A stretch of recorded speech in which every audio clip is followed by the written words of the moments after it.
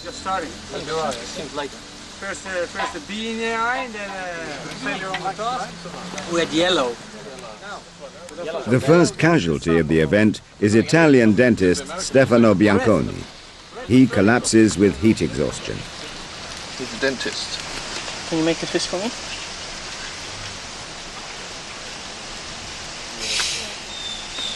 That's a big line, you see. Doctors Mike Irani and Rick Albertine are quickly on the scene. The day before, Bianconi became a father for the first time.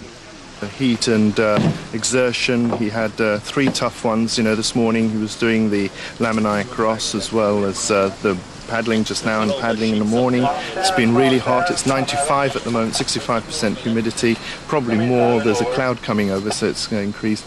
He dropped his blood sugar, he's dropped his blood pressure, and he's a dentist and he knows exactly the symptoms. He should recover, he should get his strength back. He's got another 2 weeks, he's got a convoy, he's got a 2 more weeks of convoy and trophy to go, and he's got special tasks at the end. He should rest up just at the moment, but we'll take it as it goes. We'll see what his blood pressure does, see how he feels, take it from there. Survival, not winning, is now the aim as the impressive convoy of 32 Land Rovers pulls out of Laminae. Ahead, along some of the worst roads in Central America, are rivers, mountains, dust, mud, and even bandits.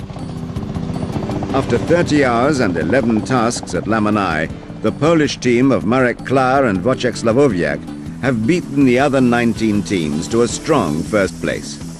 For 2 weeks, until the second set of tasks back at Zunantunich, they will remain leaders of Camel Trophy Mundo Maya. But just behind them, the Greeks, South Africans, the newcomers from the Czech Republic, and injury-prone Italy have not lost sight of winning. Wojciech knows he has a lot to do. The first evening is a long one. The pain of the tasks is replaced with joy of starting the epic adventure through the Mundo Maya. The convoy is heading for the frontier between Belize and Mexico, the second of the 5 nations on the mammoth circumnavigation of the Mayan world.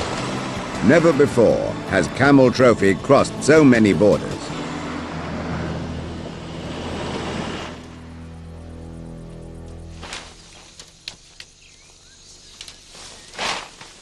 Camp is at nightfall. In gaps between the vehicles, on ruts made by logging trucks, bed is the jungle floor. It is a haven for insects, and the insects are hungry. It is a nightmare for the participants. The main problem's been the heat. Not so much the heat, but the humidity. There's a very high percentage of humidity. So we're always sweating. However much water we pour on ourselves, we don't cool down. It's given us a really bad time, and plus the fact that the insects, as you can see, they've taken a liking for my sweet blood. They don't give me a break. I'm better on over from head to toes, but apart from that, those are the 2 main things, heat and insects. Dawn, the next day, is at 5 o'clock. The teams have already been up an hour preparing for an historic 10-kilometer route march through the jungle. A faint path is their only savior from getting lost. But still, a group takes a wrong turn and spends 2 hours disorientated under the forest canopy. The teams are trekking to work on an uncharted Mayan city to help a team of international archaeologists work for 2 days and a night to uncover the secrets of a millennium. It was nice this morning to actually get in convoy in daylight. Granted, yesterday when we finally took off, that was it was fabulous. I think everybody wanted to just get on the road and let's start. As we go along, I think we'll be able to see and to be able to work with one another. Again, that's what Camel Trophy is all about.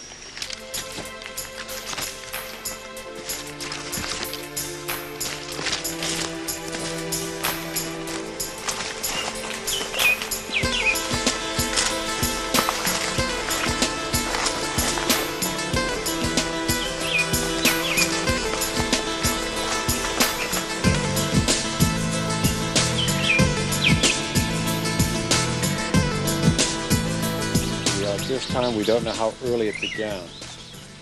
Initially, Tired after the exhausting march into the forest, the teams meet the archaeologists and are given their instructions to plot and unearth the buried treasures. What we're dealing with here is the lowland Maya, the tropical lowland Maya. And this civilization lasted from, let us say, 800 BC to 900 to 1000 AD, at which time some catastrophe or some environmental collapse occurred, which we're not very well informed. It's very important for us to determine why this area was settled in the first place, and then why it was abandoned, because it's being very badly managed today. The importance of the site at that time was it was absolutely intact. Unfortunately, at this moment, that's not true any longer. In the last year, the site has been heavily looted. And that was one of the reasons that I talked to Camel Trophy about getting involved in a rescue mission here to gather as much information as we could be before it was further destroyed by looters.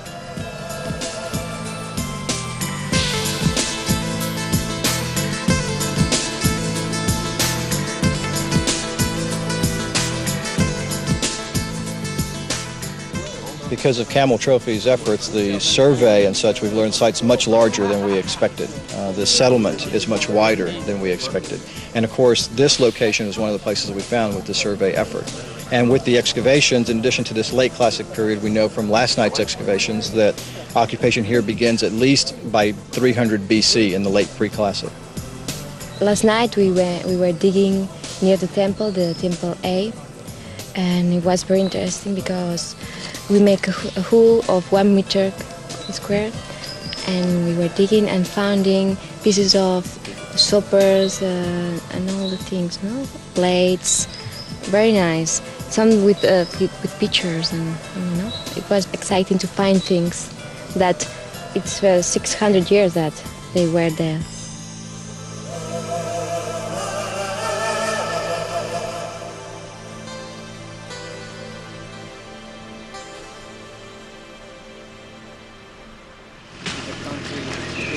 In 2 days, the Camel Trophy convoy achieved as much as 6 archaeologists in a year. Finding rare pottery and the site of the city's main plaza gave the teams a unique insight into the hidden Maya world.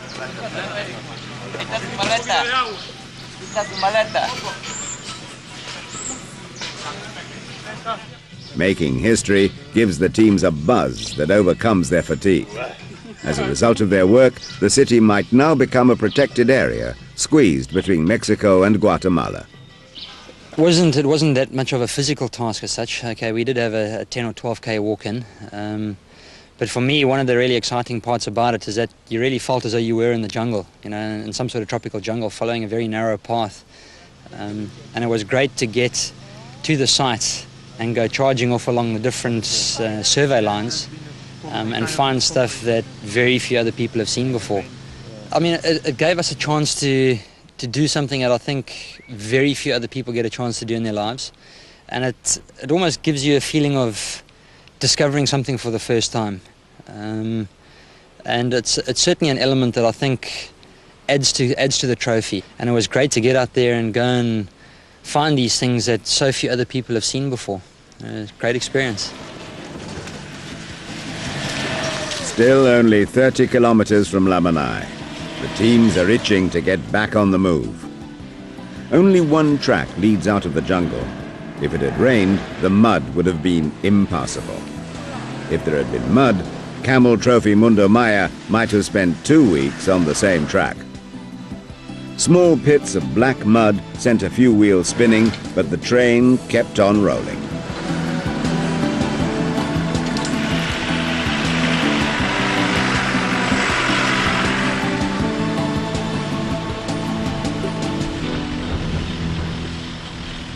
By nightfall, the teams have an appointment with Lake Petanitza, last stronghold of the Maya. The first bath in a week and site for a giant group challenge in the morning. On the banks of the lake, the teams make the best camp of the expedition. In a cattle field, the discoveries form like a wagon train, keeping out intruders.